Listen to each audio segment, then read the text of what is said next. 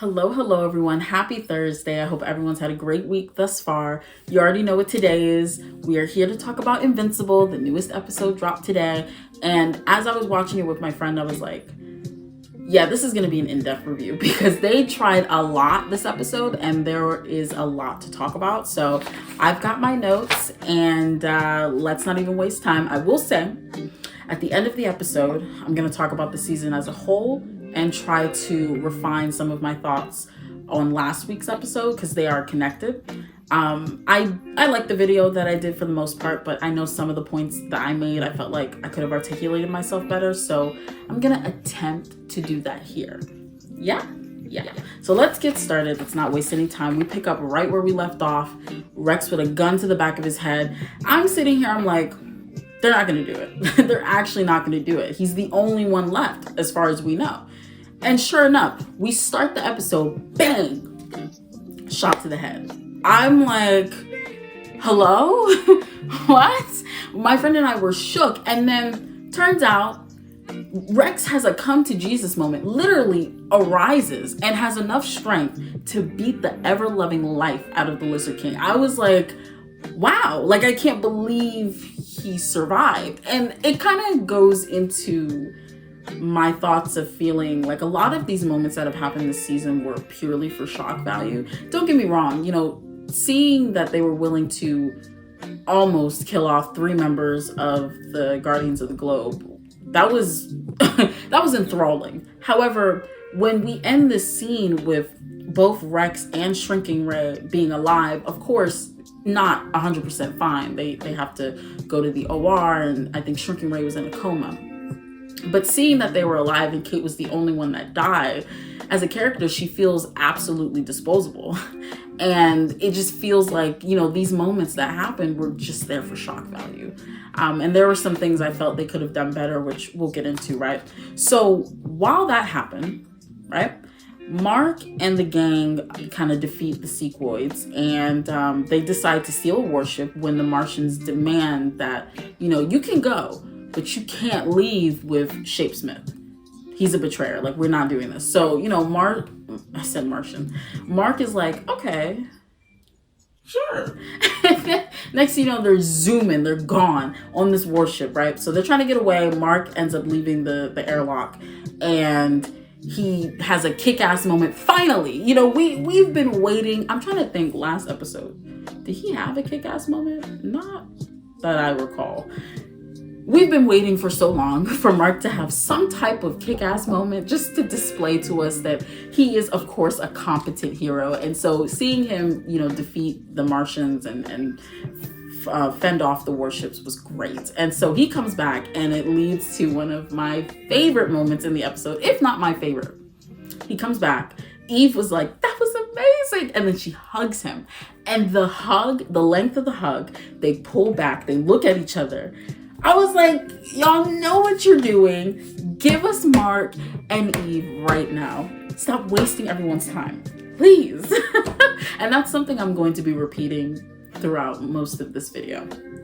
So we go from there, and we're with Debbie and Cecil. So they basically have a conversation concerning who's going to raise Oliver, how he's going to be raised. And, Debbie is adamant on Oliver staying with her and being raised by her because she raised Mark. So duh, look at how he turned out.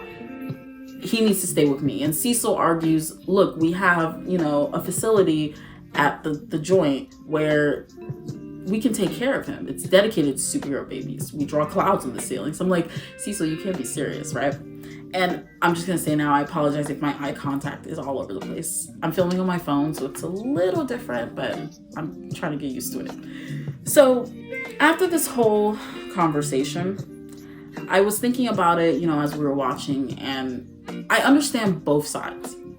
But I think with Debbie, the notion that, just because he's going to be raised with her, that means he's going to turn out, this good-natured, loving being. And that's just not the case. There are no guarantees. Sure, the chances are higher, but at the end of the day, there are too many influences in our life, in our environment, for you to simply believe that because you're raised in a loving household with a single parent, that you're not going to turn out to be the worst of the worst. your environment can define you in so many ways, right? So I wrote here, while passing Oliver off to Cecil could prove to be detrimental, the same could be said for Debbie, as I mentioned earlier, especially with Nolan not being in the picture.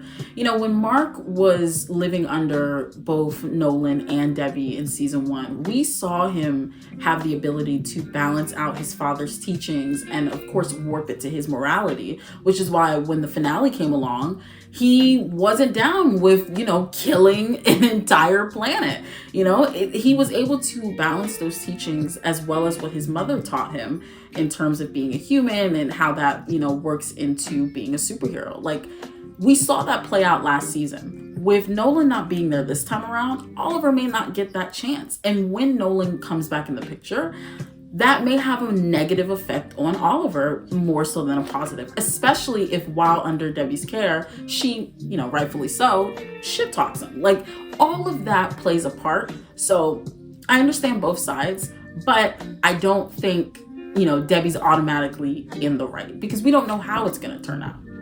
So after all that, we cut to Kate's funeral. And this was kind of a joke because, Immortal during this funeral, he was crying, like he was shedding tears. I'm like, why are you shedding tears? And then, Black Samson was like, because you loved her. I'm looking around like,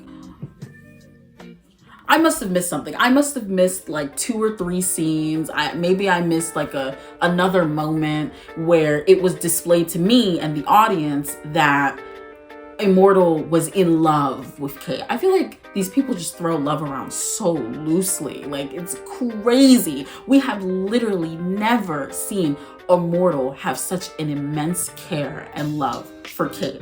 Please correct me if I'm wrong. The only scene I remember was literally when they came out the shower together and it was in front of Rex and it was just kind of like a, ooh, F you. Like, that's not indicative of being in love with someone. I know I didn't miss that, right? Like, I'm not crazy. So, okay. We cut away from that and we are with our favorite couple, Mark and Amber. So they meet up at a coffee shop to talk after he comes back from space again. And the whole thing really gives awkward first date tease. And, honestly, as people on both sides of the argument have been saying since season 1, like, they should just break up. Like, there's no reason for this. Just break up. But during this conversation, they both feel as if they spend less time with each other than before they went to college, right? And this was an opportunity to really communicate how they feel towards another and Mark's responsibilities as a hero. But this doesn't happen. There's no real conversation between them this entire episode. And we'll get to that later on, right? So Amber mentions how she kind of hates lying to her friends about Mark and his whereabouts. Like, oh my God, every time they ask, I have to do this, I have to do that. And I'm like, Amber, that was the deal. Like, you knew what it was. I don't know. You frame Amber as such a self-righteous being. It's hard for me to look at these scenes and feel bad or, I guess, empathetic to the fact that she's lying to her friends. She can't talk to anyone about this. I can't feel any of that because you have displayed to me a person who feels that every action that they do towards another person or, for themselves, if it benefits themselves, you've shown me that they don't feel that that's wrong. And every other character has backed that. So for us to sit here and really have this conversation and try and dig deep in Amber's feelings, it just doesn't work as well for me because Amber is hardly a character. As I mentioned, well, actually, I don't think I mentioned it because I took the review down, but when I did my episode 2 review, I mentioned that as well because, like, Amber's not a character and you're trying to right your wrongs maybe from season 1 and it's not working. It's just not working. So like I said, Amber claims she has no one to talk to about any of this outside of William, but she says that he's more Mark's friends than hers, which, she's not wrong, but it's such a gag because last season when all this stuff went down, William was on Amber's side. So she has more friends than she thinks. I wrote also, I think it's strange that she feels like she can't really talk to William about this because he's experiencing it too. Like, that's his best friend kind of going off all the time to save the world. You would think, of course, outside of her, he definitely understands where she's coming from. And we had specific scenes of Amber and William spending time together. So I would have thought that maybe would have been a little bit closer, but maybe that wasn't the case, right? So Mark follows this by saying he wishes he never got powers so he could just be with Amber and forget the world. I'm like, whatever. That's his first love, so that's just emotions, hormones talking, whatever. Amber reminds him, look, you do have powers though. And she reminds him of his obligation to make the world a better place, which is crazy. It's just, all this dialogue is crazy. Like, you understand all of this, but then you reacted the way you did in season 1. And I'm never going to stop bringing that up because they never held her accountable for that. So I'm never going to stop bringing it up. Like, you can acknowledge all of these things, but not the way you reacted to Mark being invincible. And you knew, like, anyways, moving on. So we cut back and Mark is walking to his dorm room and then we just walk in and Rick is there. I'm like, oh, Rick's back.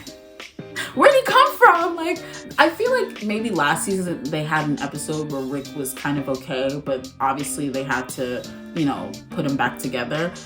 So I feel like that scene was there. Let me know if I'm wrong. But Rick is back. Feels like whiplash, but okay.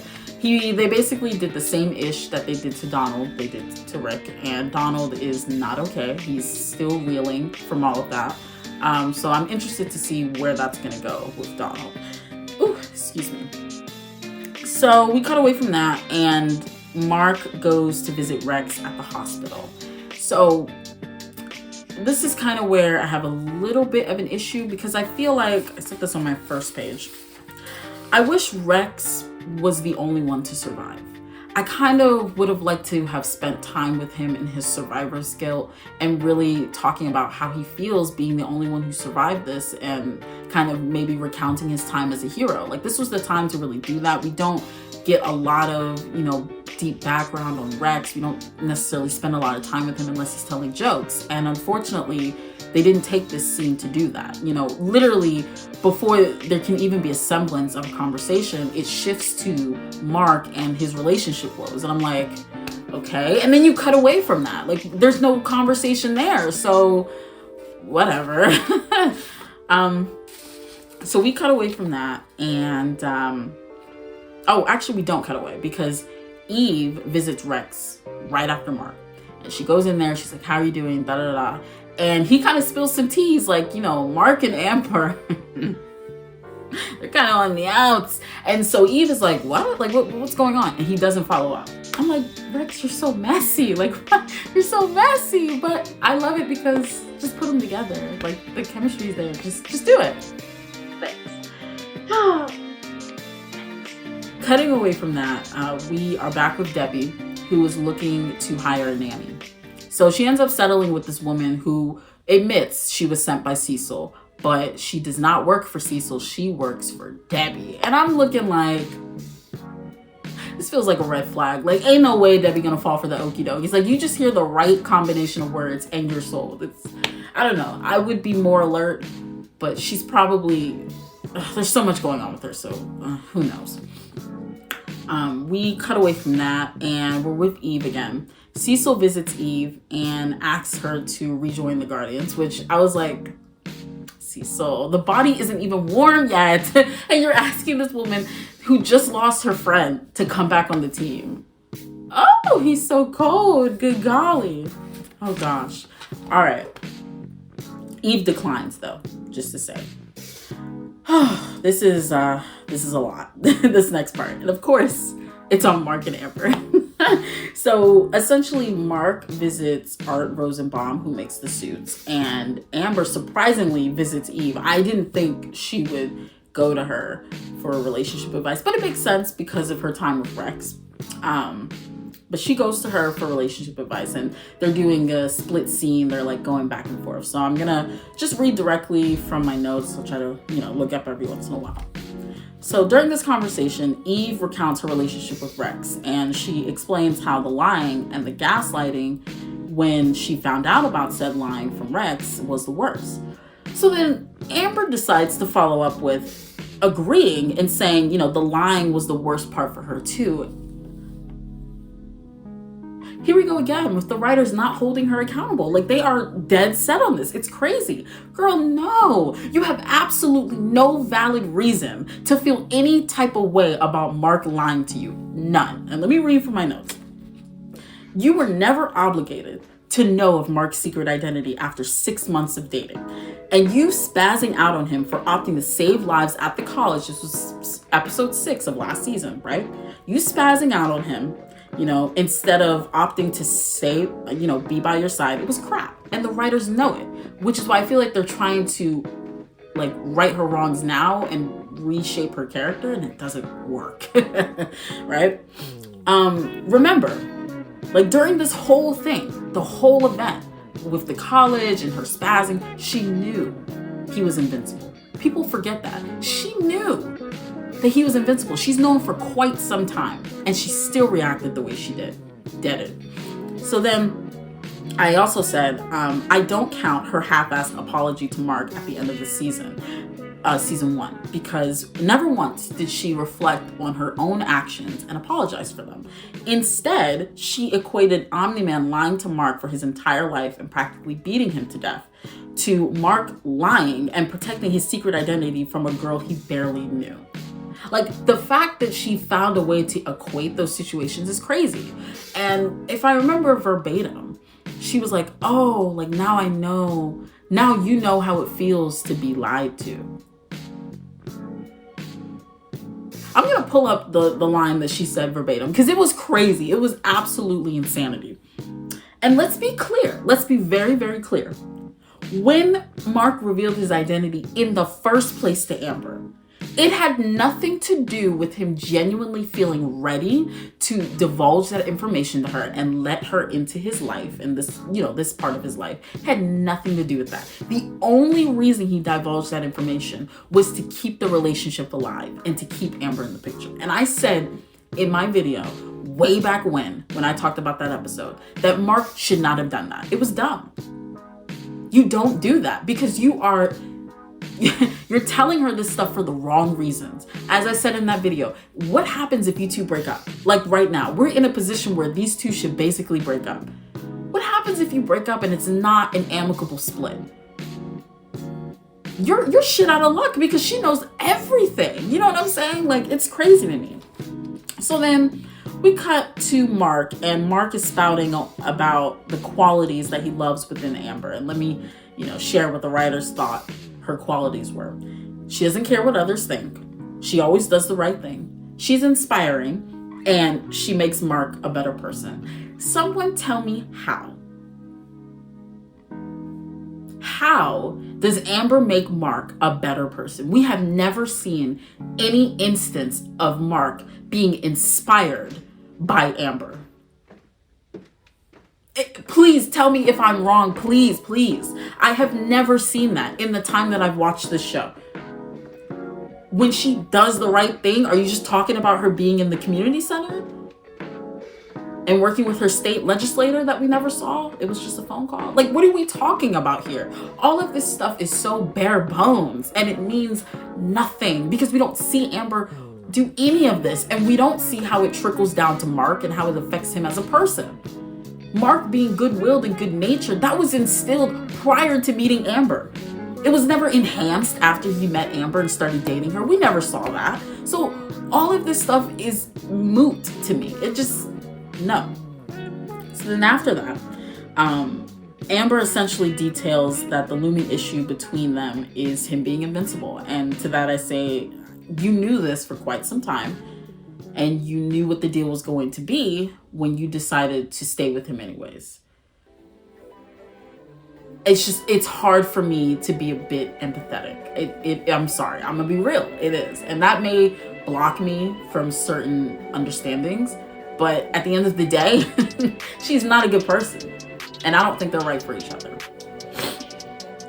So after all that, she says, she doesn't care if Mark cancels a date. That doesn't matter to her. What she really looms on is the fact that, she feels guilty when they do get to spend time together.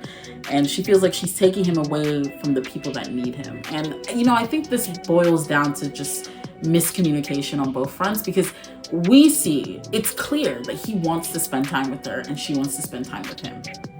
So her feeling guilty is not really clicking. And my thing is, you know, I don't know, part of it feels odd because you want to spend time with him, but then you feel guilty when you do spend time. It feels weird. And again, I could be not understanding the full scope, but from my vantage point, her feelings are just a bit garbled. So let's see. Mark goes on to say that he feels like a jerk because he feels like he's emulating his dad when he used to jet off and save the world, and they never complained because they felt like assholes. I feel like I didn't see this in season 1. Please tell me if I'm wrong, because it feels like Mark and Omni-Man spent an adequate amount of time together. You know, I just don't understand this idea that he didn't speak up because he didn't want to seem like an asshole.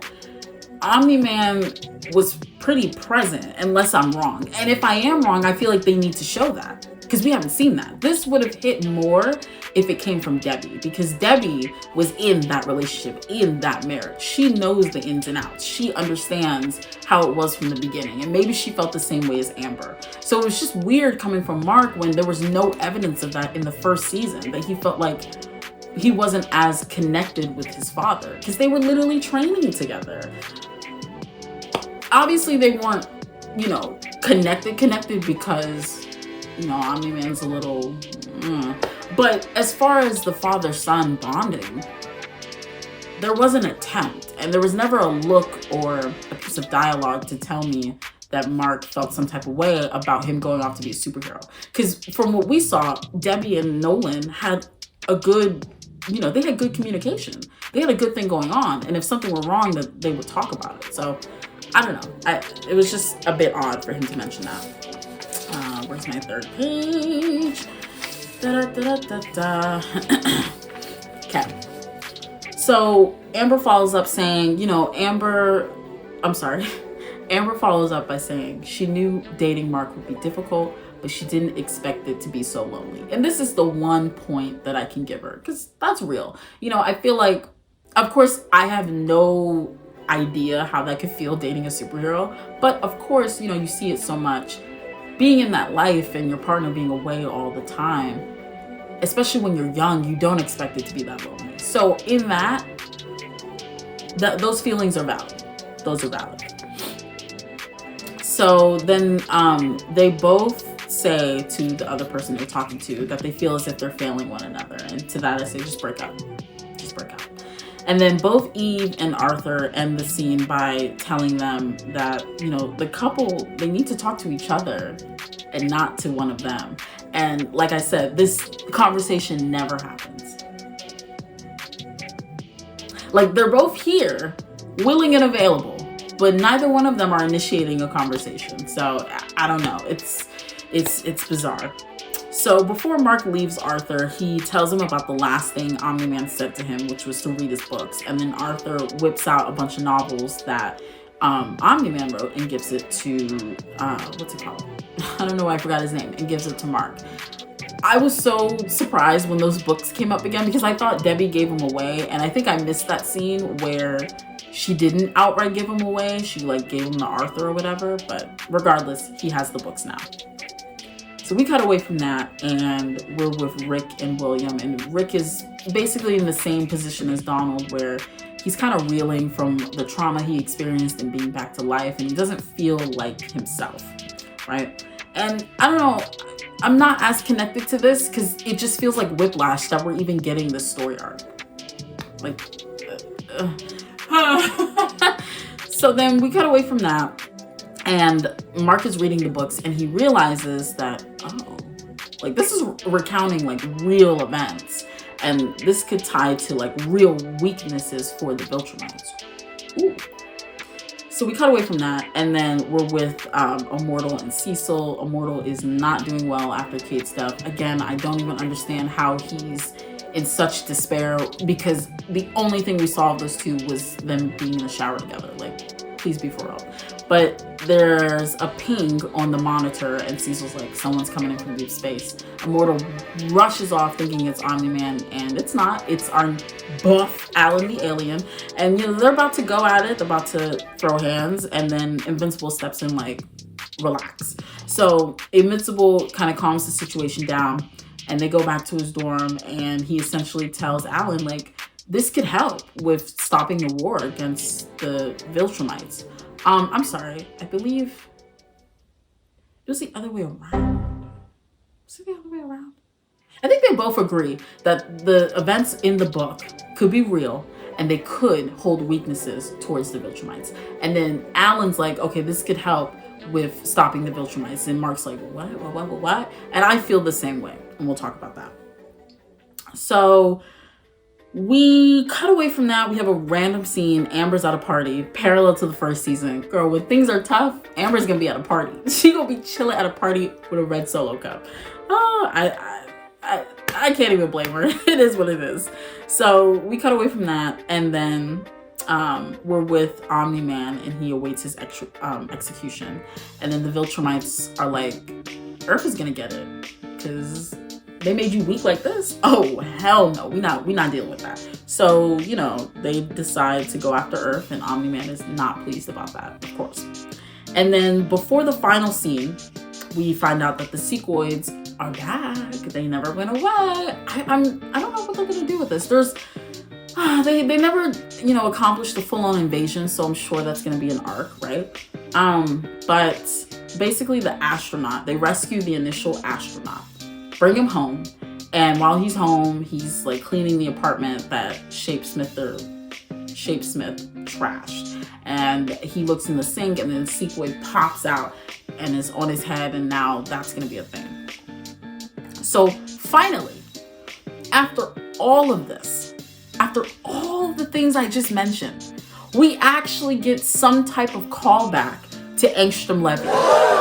Crazy that they remembered who was supposed to be one of the primary antagonists for the season. This is episode 6 of 8. 6 of 8. And this is the first time since, if we want to be real, episode 1, but technically episode 2, that they have touched on him at all. And again, like episode 2, it is in a post-credit scene, and he's again just making his way to Mark, just hopping universes to get to Mark. And I'm this was the issue that I had with last week's episode. We're in a predicament, and I dealt with this a lot when I watched Titans, where the episode on its own, it's great. It's wonderful. But when you try to place this puzzle piece in the larger scope of the season and the story they're trying to tell, it doesn't work. The fact that this is episode 6 of 8, and we have just now gotten some type of update on Angstrom Levy, and it's not really an update, because he hasn't interacted with anyone from the universe that we know since episode 1. That's ridiculous. But then you have the gall to introduce an arc where the Viltrumites you're gonna go to war with the Viltrumites. How can you do that? But then you set up the whole first episode to be about Angstrom Levy, and you set him up to be the main bad guy, and you don't follow through with it. It's absolute insanity. There is an extreme lack of focus this season, and I think outside of the hiatus, that's what's killing it for me. Like, a lot of the episodes are enjoyable, but they don't mesh at all. They don't flow at all. If someone were to binge this, the amount of whiplash is insane. Like, I just...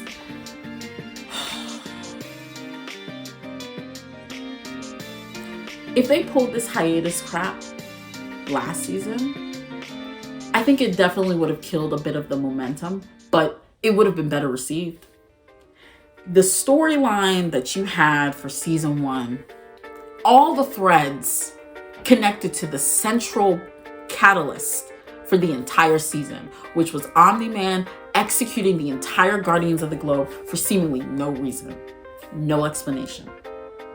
Debbie playing detective and figuring out that things are wrong, Cecil coming in the picture at all, Mark learning from Omni-Man about, his heritage and how to use his powers, him meeting Eve being a part of the new Guardians of the Globe. All of that is connected to the fact that Omni-Man executed the Guardians of the Globe. The things that have happened in season 2 do not connect to the central event in the first episode, which was Angstrom Levy being born and having this hard-on for Mark because of what happened in his universe. None of this stuff connects at all.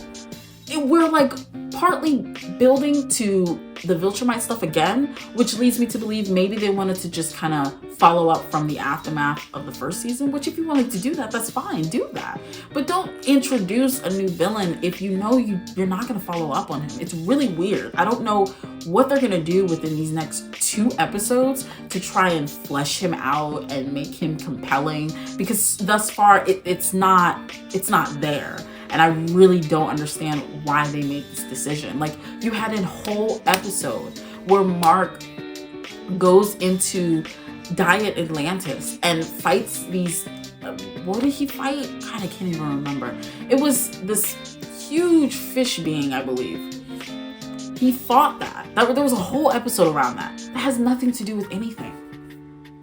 If anything, it just connects to what Mark is dealing with as far as the aftermath of season 1. But that doesn't connect to Angstrom Levy. So it's very perplexing. And that's really my big issue with the season. And that's why a lot of this season hasn't been very memorable for me. I'm like struggling. You saw last video, I was literally struggling to remember Angstrom Levy.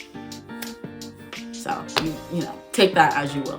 But I think that's it. Those are all my thoughts. Hopefully editing will not take super long on this because I only have to make a few cuts, and then I'll probably add music because this is going to be a long video. But that's it for me. Thank you for listening. Thank you for watching, and I'll catch you guys later. Bye.